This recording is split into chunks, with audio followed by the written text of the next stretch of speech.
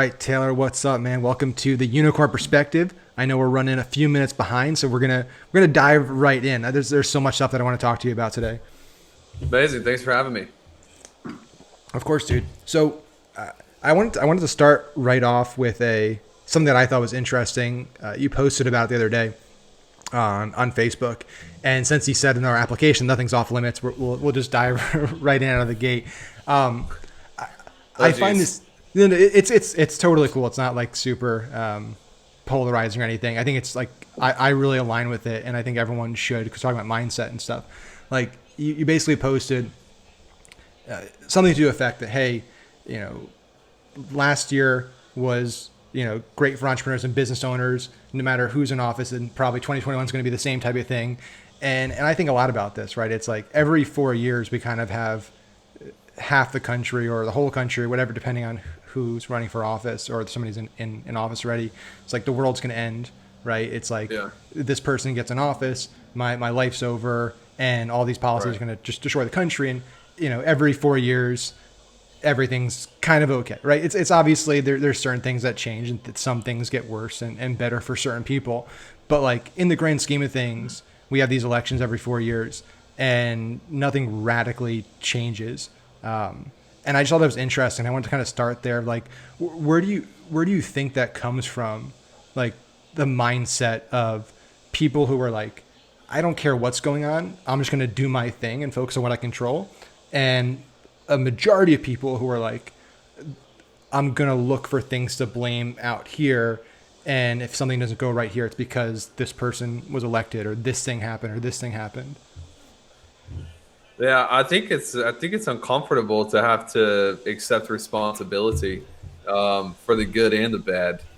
That I learned when I was getting started that the consequences of my choices is actually something I can be grateful for, Yeah. because when things don't turn out the right way, then there's a learning lesson. You have a brand new baby at the house, and at some point, that baby is going to touch something that he shouldn't touch, and it's going to teach him something that he needs to know. And so not all learning lessons are, opportunistic in nature. Some of them are problematic in nature. And I think the problem with politics in general is both sides on the extremes create this victim kind of vibe, where it's like I am at the mercy of the president. I am at the mercy of the government. And if you look at successful leaders all throughout history, they were at the mercy of their own choices and their own ability to advance in good times and bad times. So, it depends on how deep down the political rabbit hole you want to go, because I've gone pretty deep this year. I mean, when you lock everyone at home for 6 months, like everybody's now suddenly magically interested in politics, you know? Yeah. So Well, let's I don't know let's do about it. you, but I never Yeah. cared. I never cared about Yeah. politics really that much. And then this year it was like, oh, now I care because I'm kind of a prisoner of war. And I say that jokingly. Yeah. But dude, politics on both sides, the way people complain about the American political system because it's gridlocked. But I think that was actually what they wanted to do. I think Yep. it's actually a feature of the American political system, in that you can have two sides that simply gridlock each other. So for right now, let's say Biden wins the election. The reason I say let's say Biden wins the election is because there's no data's out really that is official for him winning the election. But let's say he does, but the Republicans control the Senate. There's nothing that's going to happen. Nothing can happen. He can't change taxes. Like, he could executive order his way through the next 4 years. But there is a level of when we hear checks and balances, growing up in civics studies, that's real, and it's built into the political system where there are real checks and balances. And so no one person usually is going to have that much power. It's just not Yeah. really possible. Yeah, and that's like you said, it's intentional. You have a three-branch government system so that you don't have a dictatorship, right? That's the whole point. Is so you don't have a single person or party that can just run things down, whatever they want to do. And yeah, I think Yeah. that no matter what happens, that's what's probably going to end up being the likely scenario. Which, in the grand scheme of things, is probably actually the best thing if you think about just the markets and stuff. And the markets are obviously responding to that type of setup positively. But yeah, it's interesting, man. You're right. Like, there's people that have never that I know that have never had any interest or knowledge of politics or understanding of it, and all of a sudden this year they're just experts in all things politics, and Yep. they know everything. Um, and I don't know where Yep. we go from here. And I'm curious, just kind of going down this thread of just mindset and personal accountability. I've had deep conversations about this. Actually, Rich Sheffrin and I were talking. He's been on a few times. And we this last time we chatted, we spoke about this at length. I want to be optimistic, but at the same time, it's just this continued polarization because of technology, because of the way platforms have been built to basically put you down a path. Once you start going down a path, every piece of Yeah. content you see is more in line with what you believe, which further pushes your beliefs one way or the other. And I don't know how you bridge that gap. I don't know how you bridge that divide. Like, we run a pretty big political brand, and so I get to kind of see this bird's eye view of just people's opinions and how they talk to each other. And I'll tell you, we see tens of thousands of comments every week, and it seems hopeless. Like, if you look at the way people communicate, it's really bleak and dark. And I don't know what the next 4 years, let alone the next decade or few decades, look like if we keep going on this kind of path we're on right now. I think it might not be. People say we're the most divided we've ever been, and I don't know that that's true. Um, if you pull up some of the old newspapers that were in circulation when Thomas Jefferson and John Adams and these guys were all, I mean, they were monsters. I mean, Yeah. they would go at each other, and one of them killed one of the other guys in a duel, and it was just like insane. And I think that the thing about the world, which is both it's a good thing and a bad thing, is everything's pretty cyclical. So it might be the most polarized and divided we've been in our generation, but it's definitely not the most divided we've been in American history or world history. Yeah. And I think that there's a serious problem in, I was talking with one of my buddy. I grew up in Memphis, so um, it's kind of the city of racism. Memphis is, and very multicultural, but I'm white. It's obvious I'm white, and therefore it's difficult. It's been difficult for me to have an opinion because there are things that I don't understand and you don't understand, and we're never going to understand it to a degree because of how we were raised. But I was talking with some of my black friends in Memphis, and the issue of police brutality or police shootings, it's not that there are more police shootings than ever before. There are fewer police brutality cases than ever before. The problem is the exposure level. There are more cameras now than ever before. So we have to isolate in on the real issue.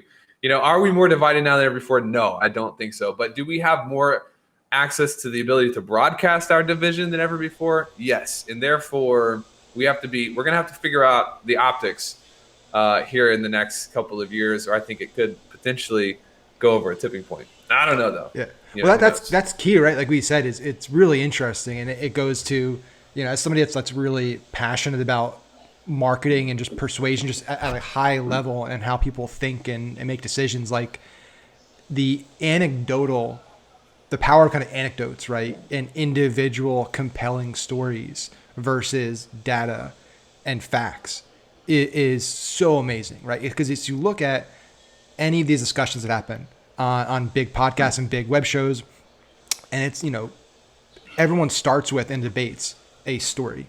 Well, did you hear about this Yeah. story? And then the person on the other side usually will say, well, here's the facts and here's the data. But it doesn't matter, right? It doesn't move the needle, because saying 70% of this or 30% of this or over the last decade, like, that's doesn't matter. It's not sexy. It's not powerful. It doesn't elicit emotion. But like a person who's like me, who went through a terrible tragedy, like, that moves people, and Yeah. that's going to be challenging, I think, to overcome, because, like you said, everyone now is a content creator, and everyone is be able to put out this information and put out when something bad happens. It's recorded in 10 different ways. It's instantly put up. There's no fact checking. There's no filtering. It's not like the traditional legacy media where they have to do some due diligence in journalism, even though now I don't think they do much of that either. But like, they're supposed to, right? It's supposed Journalism to be is like, dead. let's source it. And I want to talk about that. We can talk about that too. But yeah, I think that's Bro, Yeah. here's the solution. The solution is there's the most equipped people to be politicians are likely business owners, not for what people think, but because business owners, we've learned the power of unintended consequences.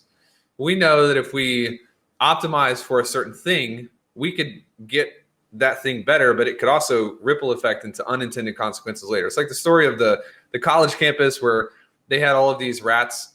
Have you heard this before? I It's like haven't, Warren no. Buffett talks about it, and they had all these rats, so they started paying students $20 per dead rat that they would bring to the office, trying to get rid of the rats. But what the students started doing is breeding rats, so it made everything worse. That's unintended consequences. So your Ray Dalios and Carl Icahns and Buffetts, and even Gates, if he wasn't a psychopath. Donald Trump. This is why Donald Trump has gotten so much done. People hate him, but he's literally gotten more. He's the most consequential president probably in the last 50 years in terms of what he's been able to get done. And it's simply because he understands both intended consequences and unintended consequences. And he's got the ability to build leverage. And unfortunately, his easiest form of leverage right now is pissing 75 million people off to the point where they're going crazy. But that's leverage. He knows what he's doing in terms of getting stuff done. Does he have an optics problem? Maybe a little bit, but politicians, career politicians, they got to go, and people need to recognize like we're in a cyclical repeat of nothing, over and over and over, wasting money. It's where all of our debt comes from. So I'm definitely not a fan of the career politicians, and I think that's why Trump won in 16. And we'll see about this election. Who knows? Yeah. And again, like, this is why I love doing these interviews, because there's no agenda. Wherever we go, we go. Like, I'm curious, you talk about the cycles and that career politicians need to go. And I agree 100%, right? It's insanity, and the definition of insanity we all know is, doing the same thing, expecting different results. And, Yeah. and you're right. It's like, you can't keep reelecting the same exact type of person over and over again and expecting this time something's going to be different. I guess, Yep. the challenge, right, is like, how do you break that? And as a market, I think there's power in, you look at the Trump campaign in 16 from a marketing perspective, what they're able to do, and how they're able to talk directly to people and position themselves as the outsider and the non-career politician. But I think you look at like a third party or something that could actually break the system up, which I think is needed at some point. The closest people have gotten is what, like, Ross Perot, and it was pretty close, but he had some issues and dropped out. And then since then, there's really nothing that's come close from a third party candidate. You're talking like 1-2% overall. And then you have legacy media, which also makes it nearly impossible, because if you're not a Democratic nominee or Republican nominee, like, you're not getting any airtime. So I think there could be some opportunity there of just like legacy media's struggling, and you have more and more outlets like Daily Wire and these companies that are more dynamic. They're able to amplify voices that couldn't have been amplified for. They're not beholden to a few single powerful people who want things done the same way they've been done for decades and centuries. But I'm curious, like, if you've put any thought into how it could change, or at least like a rough idea of, like, in an ideal world, what would lead to some disruption in who gets to run for president, who actually can become president. Yeah, I think we have to pull back all of the protections offered to legacy media and big tech included, because in a world where there is no accountability and no consequence, you have a dysfunctional world. It doesn't mirror real life. I think any business system that doesn't mirror real life, or any political system, or any system in general that doesn't mirror nature to some point, is a failed system. It's dysfunctional because you remove the feedback loop from the system. So, I mean, there's no way that we're going to break in a third party if the mouthpiece of the nation is set on a two-party system, And by the way, that mouthpiece, actually, we cloned all of this from the Nazi Reich and Nazi Germany. Hitler was not the inventor of propaganda, but in some ways he was the perfecter of it in that day and age. And now the CIA has taken that to the next level, and we're just getting deeper and deeper and deeper into like advanced information warfare. And if there's no accountability for telling a lie, then they'll just keep on lying because it suits the outcomes and the objectives that they want. So I feel like that's the first step. And what I thought was going to happen is I thought Trump was going to get reelected, and then 2024 we would have potentially a third party, because Trump's not really a party. I don't think he really cares that much. Yeah. If he was a Republican, he would have started another war. You know, it's like Democrats and Republicans both are the same. Like they both like to bomb smaller countries and take all their assets. It's like that's kind of. I sound like a libertarian right now, but it's kind of like just the way that it is. Democrats tend to value social trends and societal justice trends, and Republicans tend to value personal responsibility and money.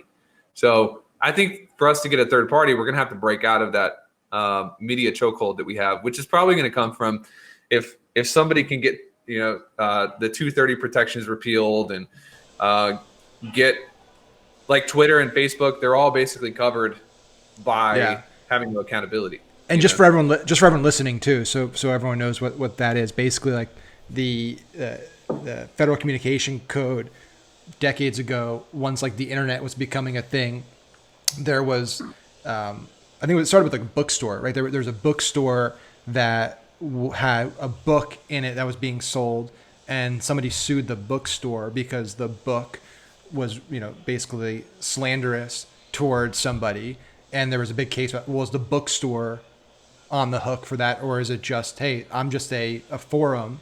And then the same thing happened once .com became big. There was online forums. Somebody was slandering another person on the forum. So, well, is the website responsible or is the person responsible? Right. And essentially what the law does is says, if you don't edit, if you aren't a publisher in that sense, you're not like writing editorials and journalism, and you're just an open forum where anybody can post anything, you're protected from all those civil lawsuits, which is basically protected Facebook and Twitter and YouTube for since their inception. And the debate now is, well, can they still be protected when technically they are editing, because they are deciding what content people can see, what content they can't see. And I don't know, man, like I from my perspective, what's been interesting, and this is purely from the angle of like, not political, but if people really want to win, if you're a Democrat or Republican, your goal is like, we want to win, and we need to win to actually have control and get our agenda passed through. The way they're going about it is just, it's so blind what they're doing, like on the left. And this is what's, I think, driven 70 million people to vote for Trump, to have, he's had more votes than any Republican candidate in history. Is a lot of them, I don't think, and maybe not a lot of them, but a good chunk, I don't think necessarily voted for him because they are a big fan of him. I think a lot of people that voted for him were like, I really don't like his rhetoric. I don't like a lot of these things. I might like the fact that he got a lot done, but what I dislike more is just the blatant, like, smear and attack, like nonstop, 24/7.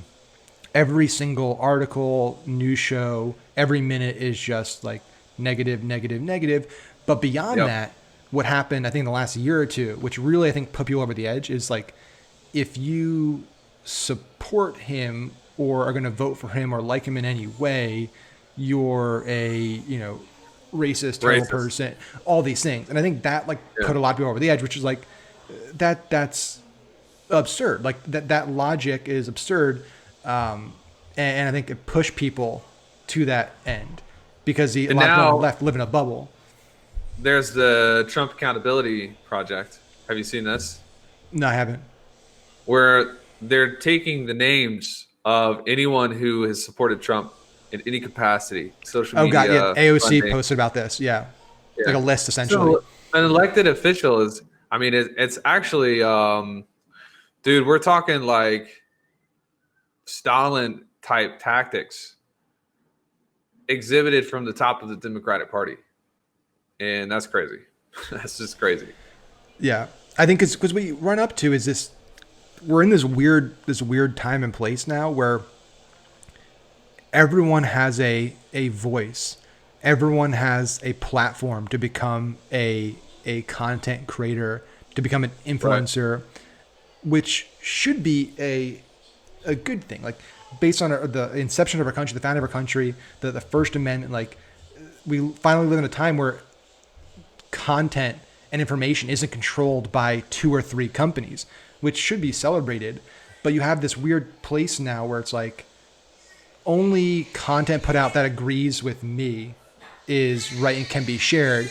And if it isn't, and I apologize if you hear Quinn in the background, he's having a little fit. That's what happens when you have a baby. Amazing. Meat is But healthy. like, yeah, but it's like it's weird, man. Where it just my facts and information are universally accurate and correct, and your facts and information are wrong, and you are not allowed to share your facts and your information or even your opinion, because it's like opinions should be allowed whether you agree with an opinion or disagree with an opinion, as long as it's not hurting somebody or damaging somebody. Like I don't know. It's really bizarre, and it's pushed me. Like I'm pretty down the middle political. I like to. I'm pretty like libertarian, if you put it that way. Like I like to Yeah. stay out of people's issues. If what you do doesn't impact me or other people, like do whatever you want. But like Right. this push of like, if you disagree with me, you are evil. Like you are a terrible human being. You're evil. You need to be silenced. That's pissing a lot of people off. I think it's pissing off a lot more people than the people on the left really do realize, because a lot of people are silent about it. A lot of people don't share it, which is why the pollsters keep getting things wrong, because most people, like when they get asked these questions, they don't want to be confrontational or deal with an argument. So they're just like, yeah, I'm going to vote for Biden, or I'm not voting for Trump, just because they don't want to get into a debate about it and an argument and be called a terrible person. But yeah, it's a fascinating time, and I don't know how it continues down this road without like boiling over, with people just being like, this has gotten to a point where it's so crazy and so absurd that something needs to give. We might already be there. Likely, Yeah, we already are. yeah, it's possible. And I think like, what do you think happens with big tech? What do you think happens with Facebook, Twitter, Google, these companies that are coming under more scrutiny? Because it's I joke about this all the time with Facebook. I think Facebook's like one of the few companies, or the only company in history, that has been universally hated by every single party, its users, its customers, advertisers, the governments, but it continues to grow and grow and grow and just can't be stopped. Like even just them shutting down political, like they just blanketly shut down indefinitely, starting on the 4th, all ads that have the political disclaimer, which doesn't just mean like election ads. It means all ads that have to do with social issues. So if you're running like an ad about like climate change and trying to raise money for that, that's technically a social issue. If you're running an ad supporting our military, that's a social issue. So like it's just shutting down advertisers' ability to run their companies, because you're trying to control the discussion and the narrative around the election. Just like crazy stuff that's happening. And I don't know how much crazier it gets, I guess. I feel like we've kind of started going down faster on this hill of them feeling empowered and really cracking down on more and more and more speech, which is kind of Yeah. terrifying. I kind of feel like we're gonna have to wait and see what happens with the election and what happens, because despite the Democratic Party being able to use big tech, they're not huge fans either No. of monopolistic business ventures. So I feel like no matter how you look at it, there's likely some, I think Amazon, not Amazon, Google was recently served a few months ago for the antitrust lawsuit. Yep. And so, I mean, once one of them falls, they're all probably going to follow suit. I think the problem right now is um, the social media companies have actually created two separate forms of truth and two different narratives. And if Biden ends up getting inaugurated, then I think we're going to have a pretty boring 4 years. I don't think much is going to change. if Trump gets placed back in, I think he doesn't have anything to lose anymore because he can only do 2 terms anyways, and it'll likely be 4 years of fireworks. Both parties, I think, want to put big limits on big tech because it's hurt both parties. It's just going to be a matter of like who actually has the mobilization power to do it. And if Trump's in office, he's going to have more mobilization power than Biden will be because, he'll have the Senate and he'll be able to get things done a lot quicker. But you got to also look at like, this is a weird topic, but you also got to look at like conservatives versus liberals in a reproduction sense, in a family value sense. I think that from a reproduction standpoint, in 10, 15, 20 years, liberals are in trouble anyways, no matter how you look at it, because they're not having kids. Conservatives are having kids.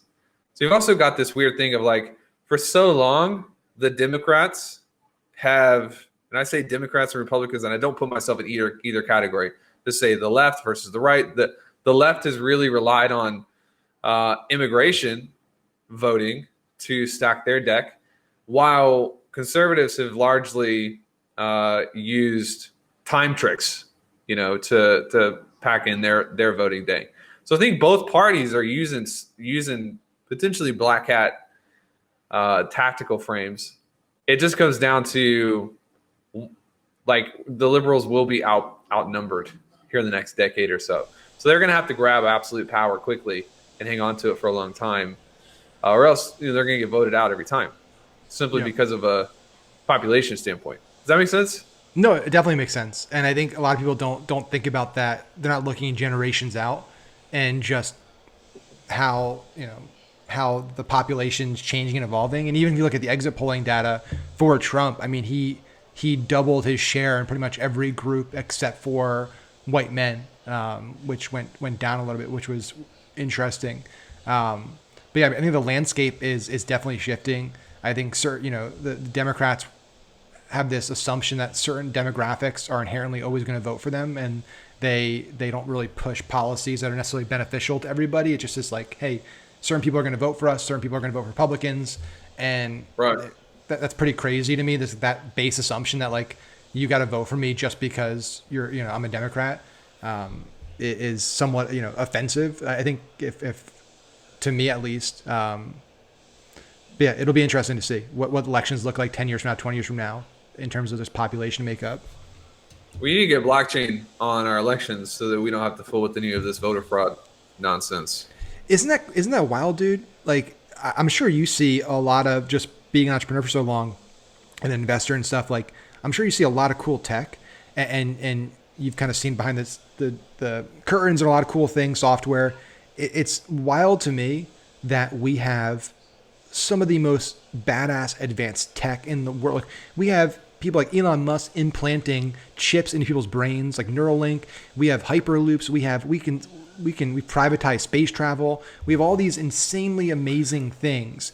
Yet one of the most important things in history, like voting, we haven't figured out how to make that secure.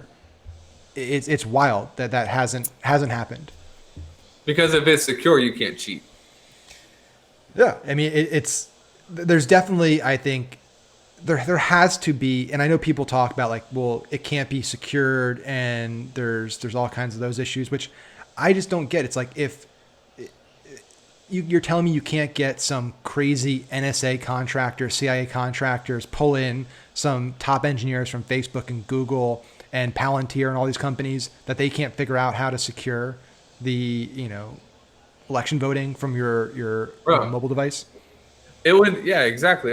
It doesn't even have to be blockchain. You could probably get, two-step authentication on your iPhone, and that's what we do with banks. Yeah, we log in and prove our identity and vote on your phone, and I don't see what the issue is, except for it being by choice. Because at this point I think there are things that are like very complicated that we are still trying to legitimately figure out. We've got QE on money and the deficit and how international trade works. And people complain about the debt, but they don't understand debt, because if we actually eliminated debt right now, like the power structures of the entire world would collapse. So like debt's a very good thing. We need Yeah. debt. We've kind of figured our way. I think we're pretty close to figuring out our way to avoid the ebb and flow of economic recessions that go into depressions and whatnot. That's complicated, dude. But being able to count votes, you got the TV shows that count 20 million votes in a commercial break, and Arizona is still counting. A week later, it blows my mind. I'm just like, we don't want to fix this. That's what that means, is they don't really want to, because then that removes the ability to control and maneuver the results as you see fit. Yeah, I think there's no incentive for most people to like say let's invest in doing this. Let's just keep it so people, we have a bunch of volunteers in a room drinking coffee counting, but like it's kind of bad It's shit like when you think about it. Venezuela. It's Yeah. like we stole our election process from Brazil. Actually, Brazil's is better than ours. Like they have a better election process than we do. You see these pictures of like people. It's like Vegas in the counting room. You have people back there just like counting money, they're just counting votes. It's like, really, like that's the best we can do. United States of America. This is our election. Is a bunch of middle-aged people in these rooms just manually counting stuff. Like you're telling me Zuckerberg and Gates and these people can't. We have so much brain power and so many smart people building amazing tech that we can't figure it out. If like you said, I think you're right. It's like if we really wanted to, and if people were incentivized to do it, it would happen pretty quickly. Immediately. It could be done. Yeah.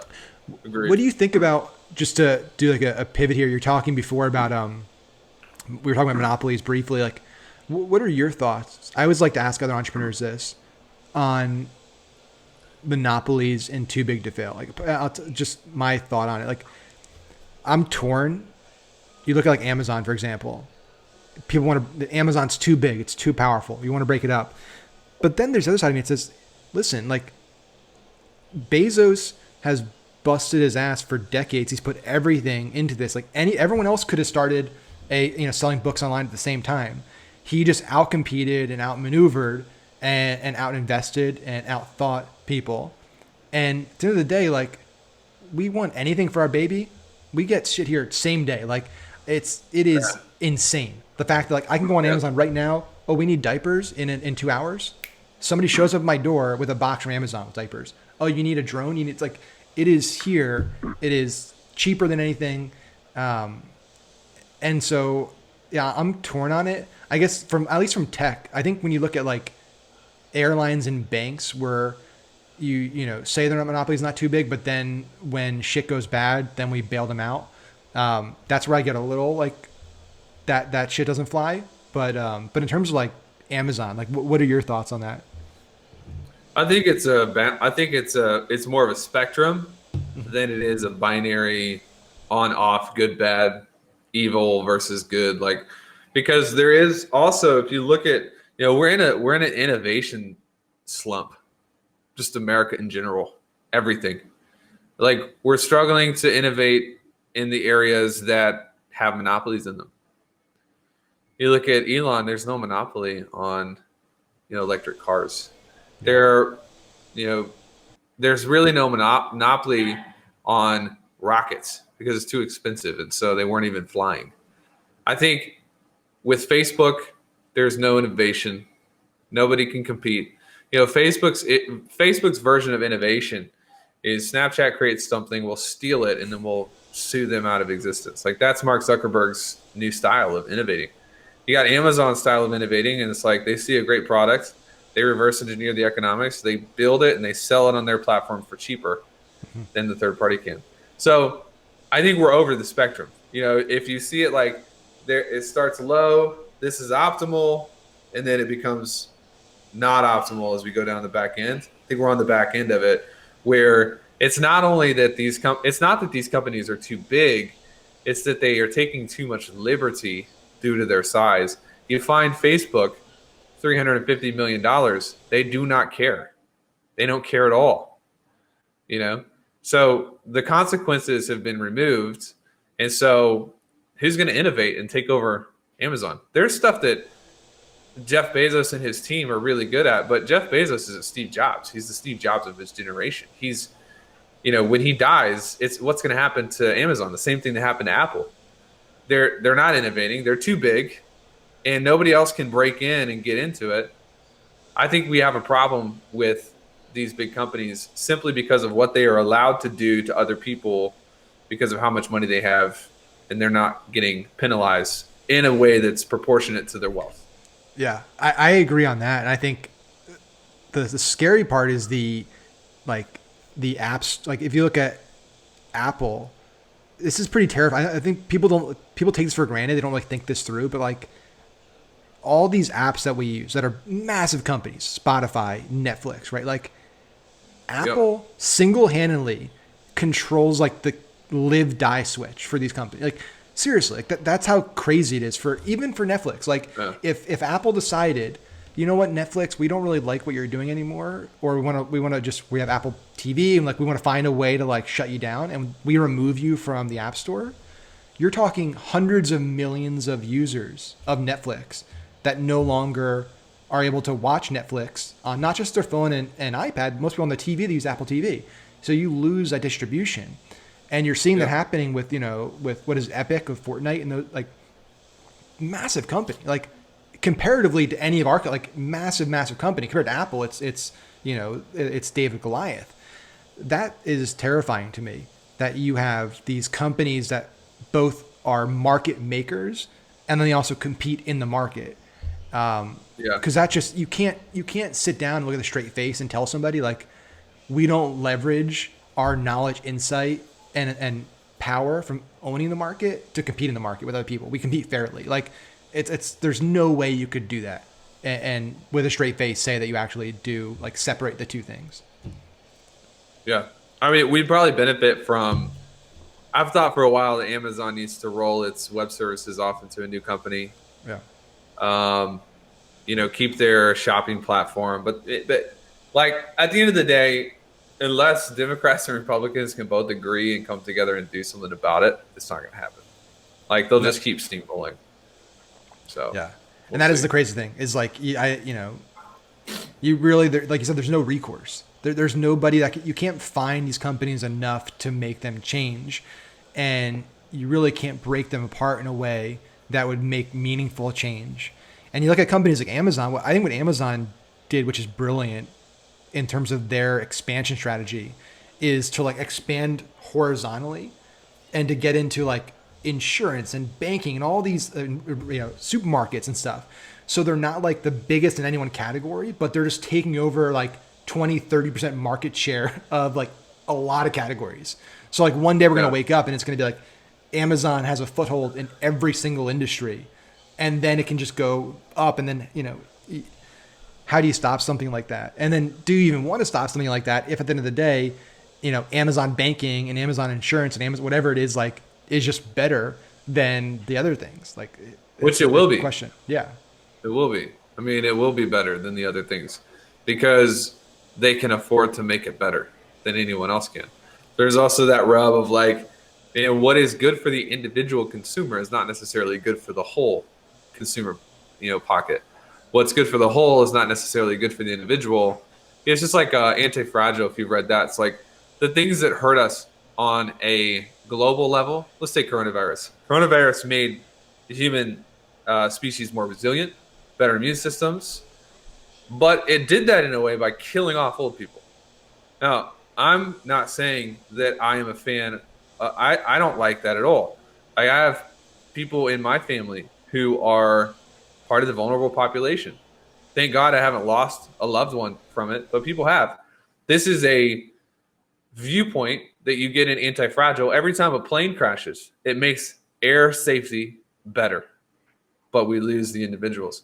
There's a massive trade-off between the two, and I think from a moving forward standpoint, the problem is human beings tend to wrestle with whether they want their personal lives enhanced or whether they want the good of the whole enhanced. And we can't make a decision because Amazon has made everyone's life better, but it has increased the unemployment rate because they're so efficient. People are like, well, Jeff Bezos employs 800,000 people. Yes, but he would have employed 4, 5, 6 million people if the AI and the software and the tech wasn't there to make it so efficient. If you look at, I think it's called The Four. Have you heard of, I think Galloway? Scott Scott Galloway. Galloway, Yeah. The Four. Love that dude. Yeah. That book Super talks smart. about this.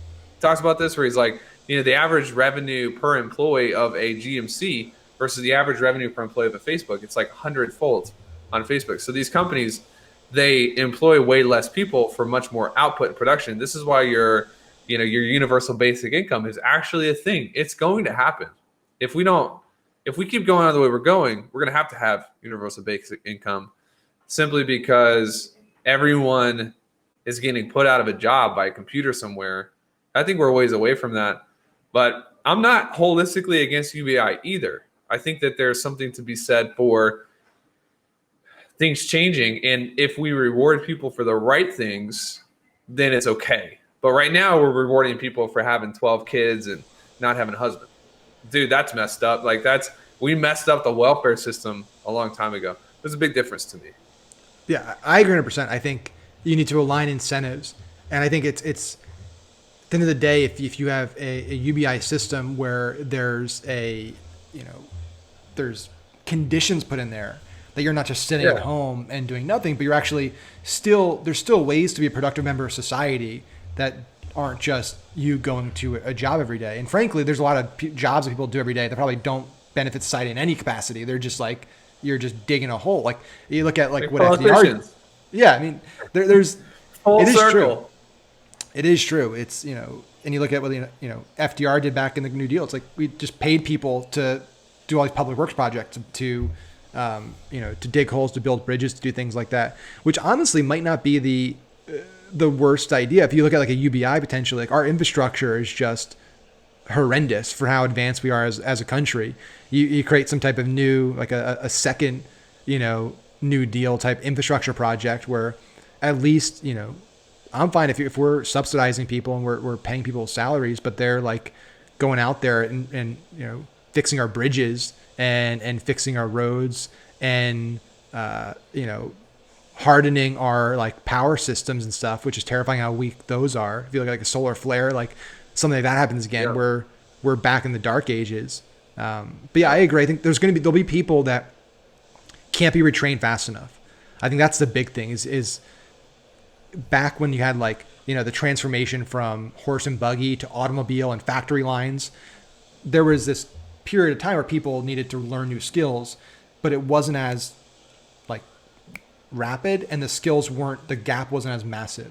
Now it's like, hey, there's going to be new jobs, but those new jobs are going to be coding robots and building robots and maintaining robots and autonomous vehicles. And like, if you're a 65-year-old or a 60-year-old that, works a retail job, like you're not going to be able to learn that skill fast enough to get back into the workforce. So there's definitely going to be something there that helps that group of people, so they don't just end up on the street. 100%. I agree, bro. But yeah, it's going to be an interesting decade. I think there's going to be a lot of stuff that's going to be great. I think there's going to be a lot of stuff that's going to present some pretty substantial challenges. And Do you think Trump will get back in? Either like now or in 2024? Now? I don't think so. I don't think there's, again, this just from what I consumed and seen and looked at just the voting gaps and everything. Like, I think even if there is fraud, and I'm not saying there isn't or is, but let's say there is, the gap, the amount of votes you need to find would need to be in the tens of thousands or in like a recount. And typically in recounts, you're talking hundreds of votes, maybe thousands of votes. But there are some weird things happening. I mean, like you look at Pennsylvania, like being able to accept votes that are not postmarked, that are like sent after the election day. There's some weird stuff, and that's why they won that case in Pennsylvania. I don't know. I'm not a. So yeah, if you had to ask me right now, I would say no. I don't think it's in the cards, it's based on the data. I would say that there's a lot of, and I'm not a conspiracy theorist, like, but there's a lot of very fishy things and things that just seem off to me. Maybe not even about the election, but just like timing wise. Like like election night when when he won Florida, and like all of a sudden it started looking really good on Apple News on the app. Literally all of a sudden out of nowhere, like Axios, a big top banner notification, like got locked on the screen that said like, results are not, like locked in yet. Don't, basically saying that like Trump is winning, but like don't listen to it and stuff. And then you look at some calling states, and you look at just the momentum and how it shifted. So there's some weird stuff. And then there's stuff just like that shows the bias of the media and how everything changed so fast. Like literally the day after, all this happened, you now have the Pfizer vaccine, right? Like literally the right. day after we have this vaccine, it's 90% effective. And that stuff does get to people. Like, again, you don't have to be a conspiracy theorist to see like the timing on a lot of this stuff is very weird. It's like convenient where every single day for months, it's just like death, death, death. This is never going to end. There's no end in sight. There's no way there's going to be a vaccine before the end of the year. And then as soon the day after the election results come in, then it's actually there is a vaccine. Pfizer has it, 90% effective, and it could be coming soon. Like, so yeah, I think you do start to get a lot of people who get more I would say at the very least skeptical in the information put out there by most legacy media. But we'll see.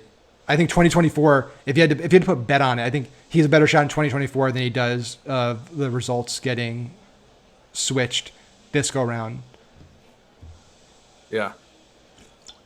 It's gonna be Let me ask you this, because I know we only have a few more minutes left, and I know we didn't talk about like anything business related, which is like I love having conversations like this with smart guys. But good. Like in terms of just business, what you guys are doing, like what are you optimistic about? Like what's got you excited going into 2021 and beyond? We're doing a lot of acquisitions right now, both on the real estate side and also businesses. So we're going in and we're acquiring businesses that are doing between 1 to 8 million and taking pieces of those companies. Info, e-com, or just a blend of? It's a blend. Yep. Yeah. Some of them, we have slated, we took 2 this year. We started this over the summer. And next year, I think probably 4 or 5 new info businesses that are inside of like our sphere where it could be beneficial outside of money. I'll give you an example on that if you want in a second. Yeah. And then also a couple service businesses that are localized to a specific market, more brick and mortar.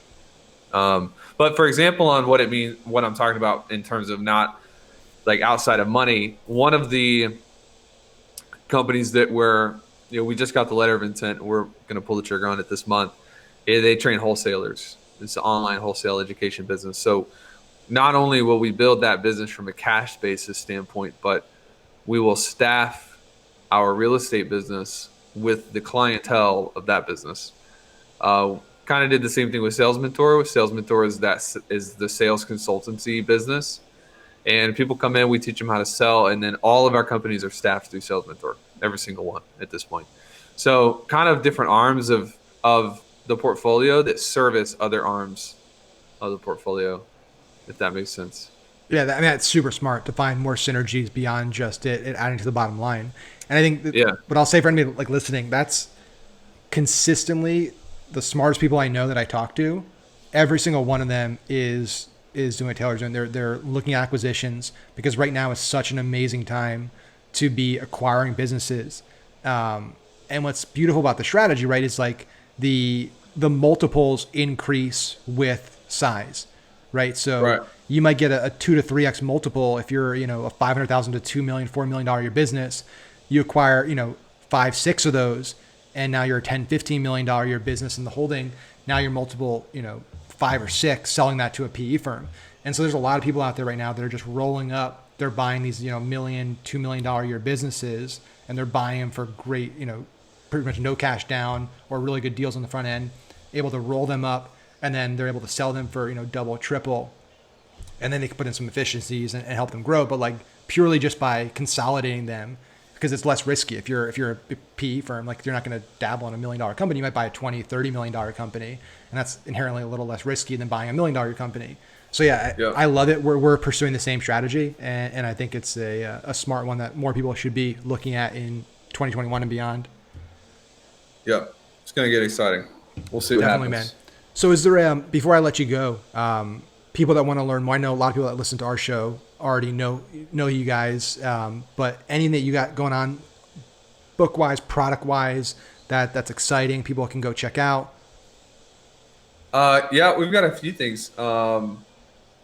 Daily Mind Medicine is, we launched that in March, and it's going to do a couple million downloads this year. So it's growing pretty quick. And that's like a daily 3, 4, 5-minute podcast talking about mindset and business thinking and et cetera. DailyMindMedicine.com. We are launching a book as well on consulting. It's kind of taking everything we've learned about consulting since 2015, wrapping it up into a book format. It's a full-size book. Consultant Next Door is the title. And I think they're pre-selling it right now for 99 cents. So Traffic and Funnels, it'll be somewhere on there. Maybe trafficandfunnels.com/99 cents or /consultant. I'm not very good at this pitching thing. It's fine. We'll grab the link and we'll put it in. Yeah, it's going to be good. I think that launches the end of November. So awesome, man. Well, that's exciting stuff. And yeah, I love the 3 to 5 minute format. That it's like just you get a little bit of information, value, and then go about your day. You're not locked into a long multi-hour podcast. So really different. And really I don't have to do a hour podcast every week either. I just knock them out. Some of them are. Do you listen to it? I have. I've listened to a few of them. Yeah. I mean, some of them are great quality, and some of them you can tell I'm like out in the backyard with a chainsaw or something, and you can barely hear me, but it's fun.